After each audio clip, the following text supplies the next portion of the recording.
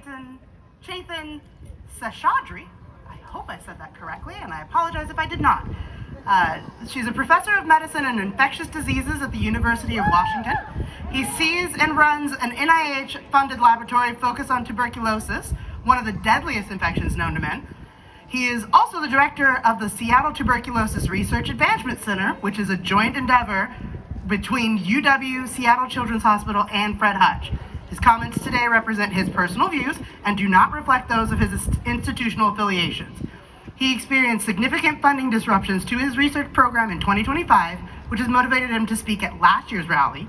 And since then, he's been working with advocacy organizations and members of Congress to bring attention to the problem of TB in the United States, as well as the importance of federal funding for scientific research.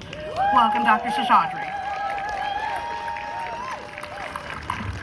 Thank you. What's up, Seattle? Thanks for coming out. I'm glad it didn't rain. I had the privilege of speaking at this rally a year ago, and in preparing for today, I went back and reviewed what I said, and I was reminded of how I felt. I was angry, I noticed. I was frustrated, and things were bad. And I didn't know if they were going to get worse. My lab works on tuberculosis, or TB, which remains the deadliest infectious disease known to man. We're trying to understand how the human immune system can defeat tuberculosis, and with that knowledge, we hope to inspire better treatments, including vaccines. I'm privileged to serve as the director of the Seattle TB Research Advancement Center, or CTRAC, which brings together more than 500 scientists from across the city to train the next generation of TB research and do the best science that we can. In March 2025, our funding was delayed and we basically had to shut down. After 6 months and several rounds of litigation, our funding was restored, but only after we cut ties with longtime collaborators and mentors in South Africa, a country that faces one of the largest burdens of TB in the world. This happened because the NIH abruptly changed the rules governing how we collaborate with scientists in other countries. I had a $5 million grant with a brilliant synthetic chemist in the Netherlands, someone who had been my friend and colleague for nearly 20 years. I was told I wouldn't get any of the money unless I removed him from the grant. I had no choice. If I refused, I would have lost all the funding and been forced to fire people in my own lab. This was the position many scientists were put in last summer and last fall. A few weeks after last year's rally, I had the pleasure of hosting the best-selling author John Green when he visited Seattle while promoting his book, Everything is Tuberculosis. Have you read it? It's a great, great book. John's such a great, great guy. There's a passage in that book that stuck with me. He writes, "Mere despair never tells the whole human story. Vicious cycles are common, but virtuous cycles are also possible. As difficult as it has been, the past year has also been a year of virtuous cycles. So let's take a moment to celebrate the wins." On February 7th, 2025, the administration announced a policy that would cap NIH indirect costs at 15%, a move that would have devastated research infrastructure across the country. 3 days later, on February 10th, a coalition of states, universities, and medical organizations filed suit, and a federal judge issued a temporary restraining order blocking the policy.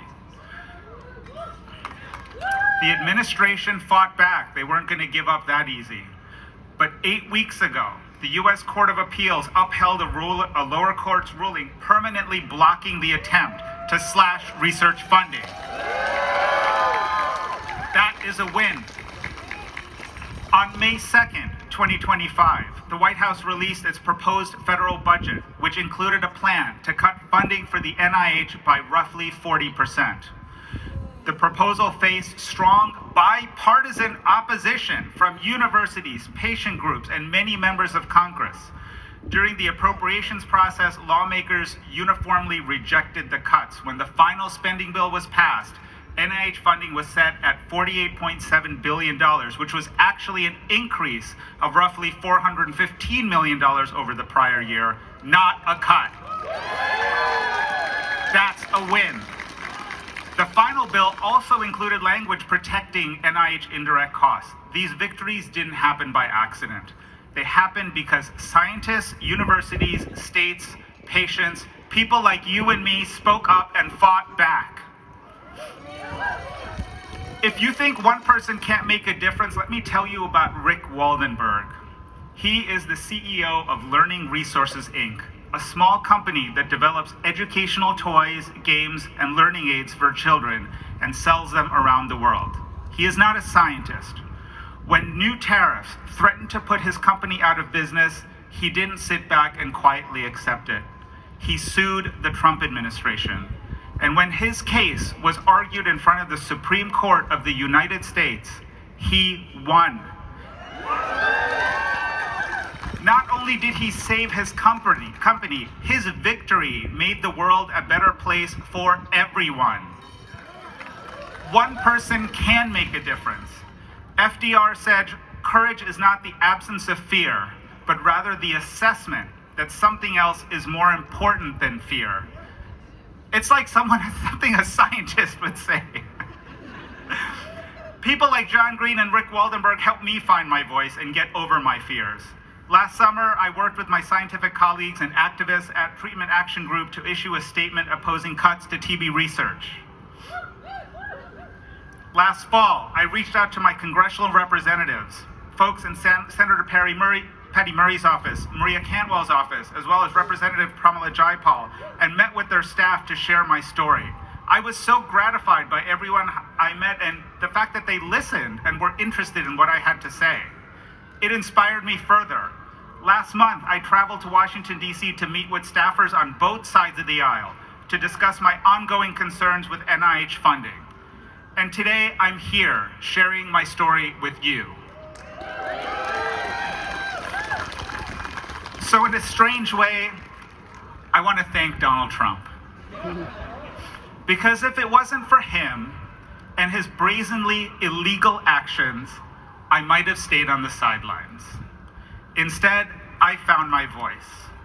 My experience over the last year has taught me that our elected officials cannot defend science if scientists remain silent. They need to hear from us, and when they do, change will happen. Over the last 72 hours, we have seen the resignation or firing of several top officials of the Trump administration. If Kristi Noem can get fired for gross incompetence, why does RFK Jr. still have a job? What if all of us spoke in one voice and asked RFK to go?